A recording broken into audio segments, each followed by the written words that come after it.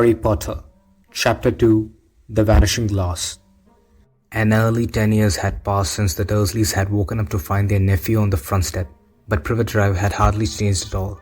The sun rose on the same tidy front gardens and lit up the brass number 4 on the Dursleys' front door. It crept into the living room, which was almost exactly the same as it had been on the night when Mr. Dursley had seen the fateful news report about the owls. Only the photographs on the mantelpiece really showed how much time had passed. 10 years ago, there had been lots of pictures what looked like a large pink beach ball wearing different colored bonnets. But Dudley Dursley was no longer a baby, and now the photographs had showed a large blonde boy riding his first bicycle on a carousel at the fair, playing computer games with his father, being hugged and kissed by his mother. The room held no sign at all that another boy lived in that house too. Yet Harry Potter was still there, asleep at that moment, but not for long. His Aunt Petunia was awake, and it was a shrill voice that made the first noise of the day. Up! Get up! Now!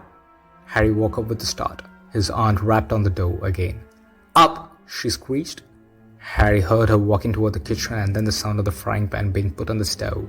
He rolled onto his back and tried to remember the dream he had been having. It had been a good one. There had been a flying motorcycle in it.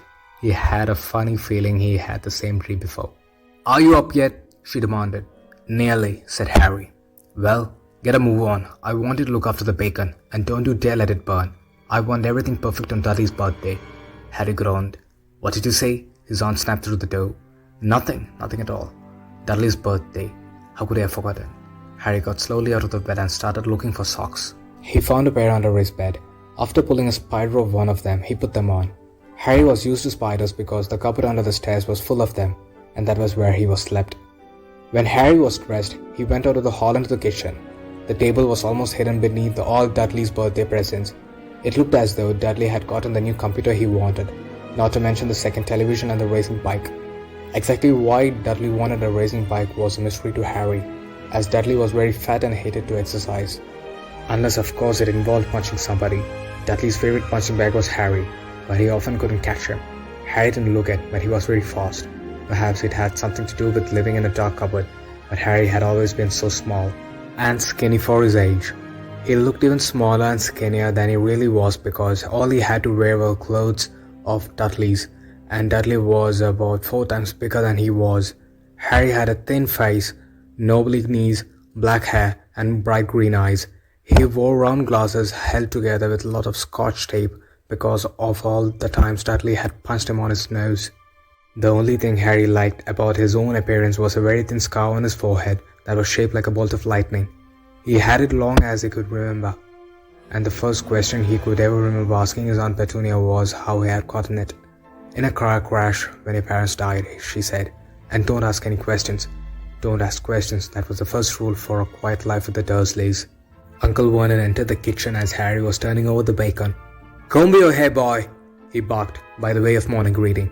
About once a week, Uncle Vernon looked over the top of his newspaper and shouted that Harry needed a haircut. Harry must have had more haircuts than the rest of the boys in his class put together, but it made no difference, his hair simply grew that way all over the place. Harry was frying eggs by the time Dudley arrived at the kitchen with his mother. Dudley looked a lot like Uncle Vernon. He had a large pink face, not much neck, small, watery blue eyes, and a thick blonde hair that lay smoothly on his thick fat head. Aunt Petunia often said that Dudley looked like a baby angel. Harry often said that Dudley looked like a pig with a wig. Harry put the plates of egg and bacon on the table, which was difficult as there wasn't much room. Dudley meanwhile counting his presents. His face fell. 36, he said, looking up at his mother and father. That's 2 less than last year. Darling, you haven't counted Auntie Marge's present. See, it's here under this big one from Mummy and Daddy. All right, 37 then, said Dudley, going red in the face. Harry, who could see a huge Dudley tantrum coming on, began wolfing down his bacon as fast as possible in case Dudley turned the table over. Aunt Petunia obviously scented danger too, because she said so quickly, and we will buy you another 2 presents while we're out today. How's that, Pumpkin? 2 more presents, is that alright? Dudley thought for a moment. It looked like a hard work. Finally he said slowly, So, I'll have 39 sweetums, said Aunt Petunia. Oh. Dudley sat down heavily and grabbed the nearest parcel. Alright then. Uncle Vernon chuckled. The little tyke wants his money worth just like his father. Attaboy, Dudley. He ruffled Dudley's hair. At that moment, the telephone rang and Aunt Petunia went to answer it while Harry and Uncle Vernon watched Dudley unwrap the racing bike, a video camera, a remote control aeroplane, 60 new computer games and a VCR. He was ripping the paper off a gold wristwatch when Aunt Petunia came back from the telephone looking very both angry and worried. "Bad news, Vernon," she said. "Mrs. Fig broken her leg. She can't take him." She jerked her head at Harry's direction. Dudley's mouth fell in horror, and Harry's heart gave a leap. Every year at Dudley's birthday, his parents took him and a friend out for the day, to adventure parks, hamburger restaurants, or the movies. Every year, Harry was left behind with Mrs. Fig, a mad old lady who lived 2 streets away. Harry hated it there.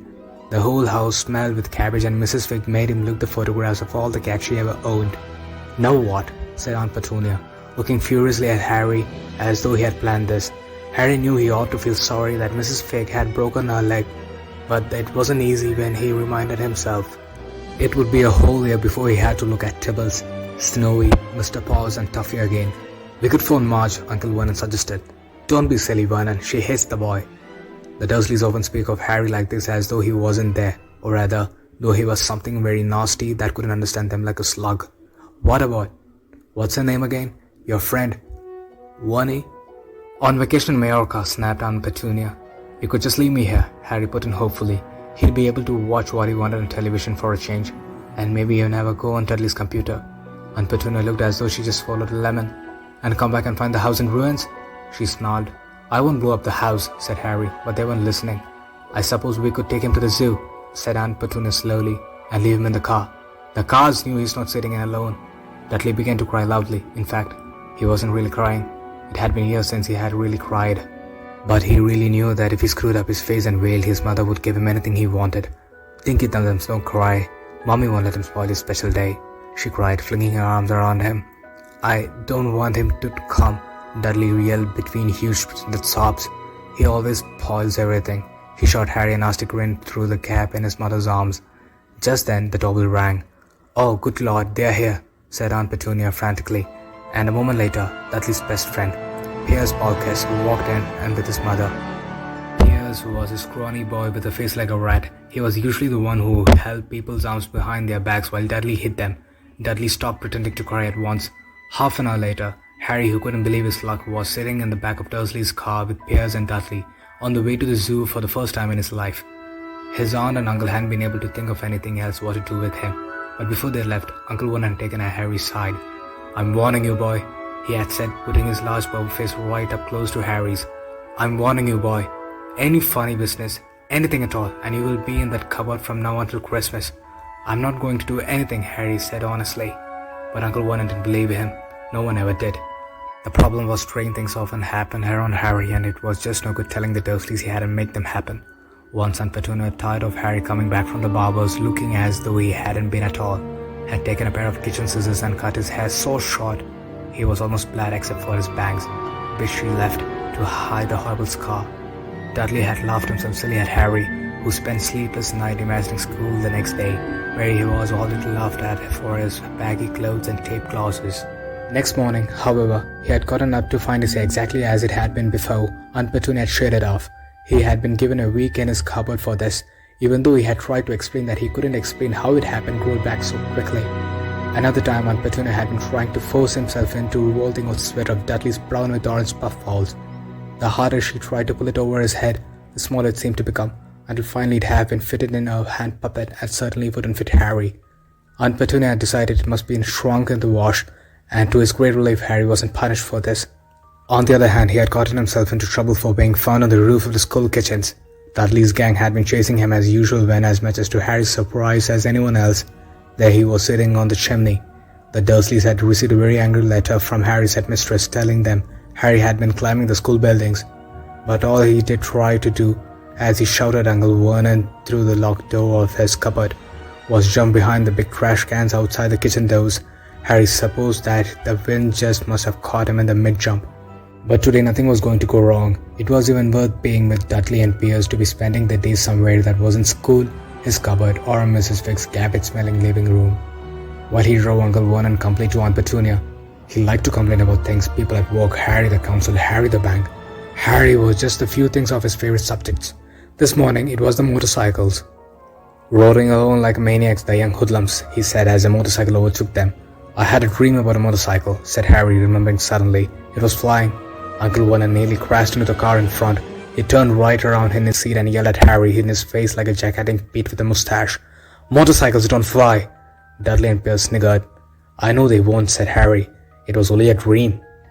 But he wished he hadn't said anything. If there was one thing that Dursley hated even more than asking questions, it was talking about anything acting in a way it shouldn't, no matter if it was in a dream or even in a cartoon.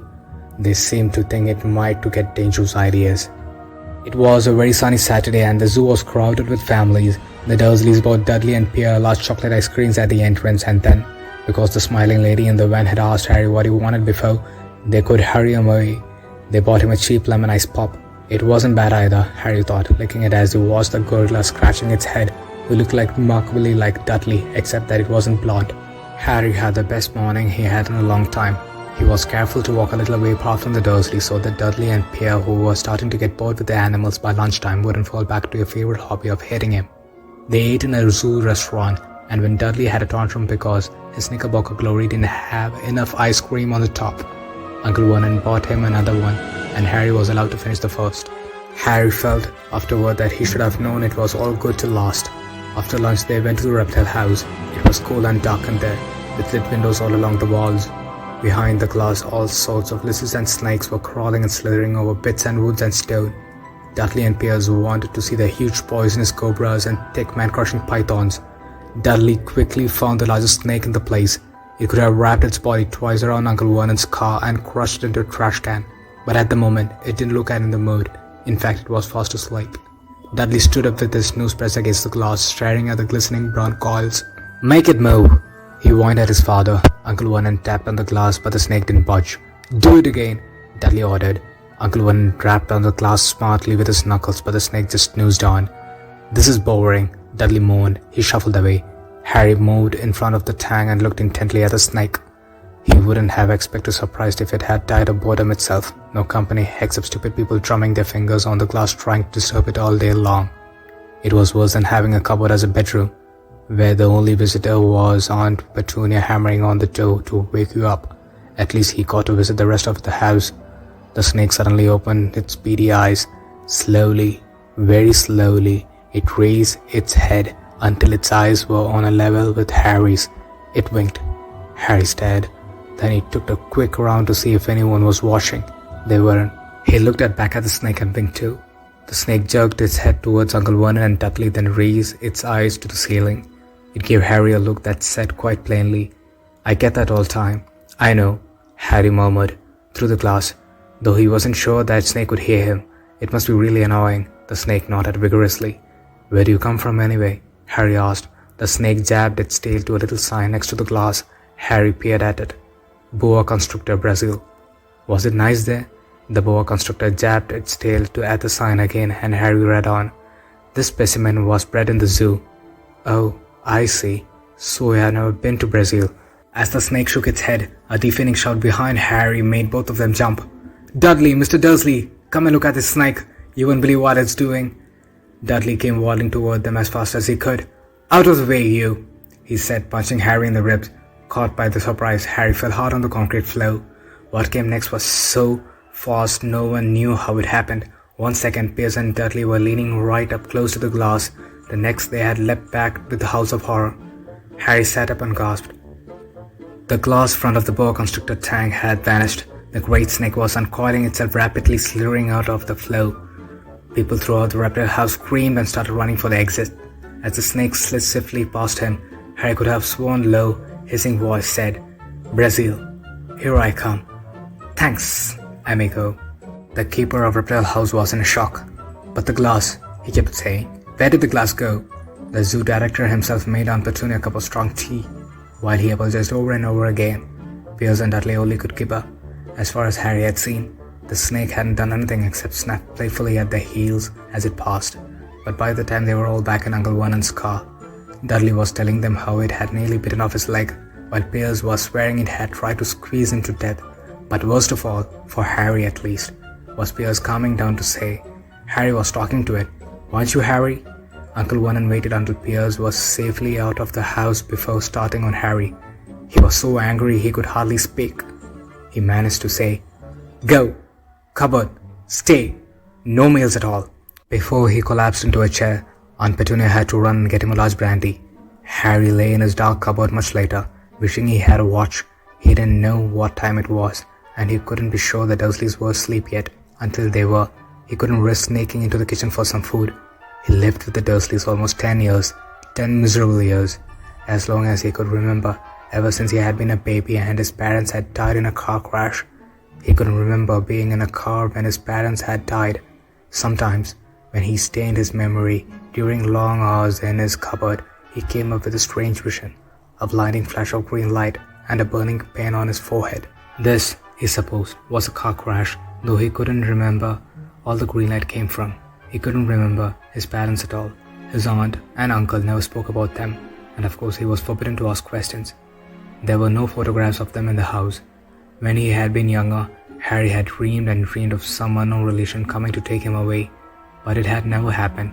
The Dursleys were his only family, yet sometimes he thought, or maybe hoped, that strangers in the streets seemed to know him. Very strange strangers they were. A tiny man in a violet top hat had bowed to him once while out shopping with Aunt Petunia and Dudley. After asking Harry furiously if he knew the man, Aunt Petunia had rushed them out of the shop without buying anything. A wild-looking old woman dressed all in green had waved merrily at him and once on a bus. A black man in a very long purple coat had actually shaken his hand in the street the other day and walked away without a word. The weirdest thing about all these people was the way they seemed to vanish the second Harry tried to get a closer look. At school, Harry had no one. Everybody knew Dudley gang hated that odd Harry Potter in his baggy old clothes and broken glasses, and nobody liked to disagree with Dudley's gang. That's all folks, to be continued, and wishing a wonderful new year in advance.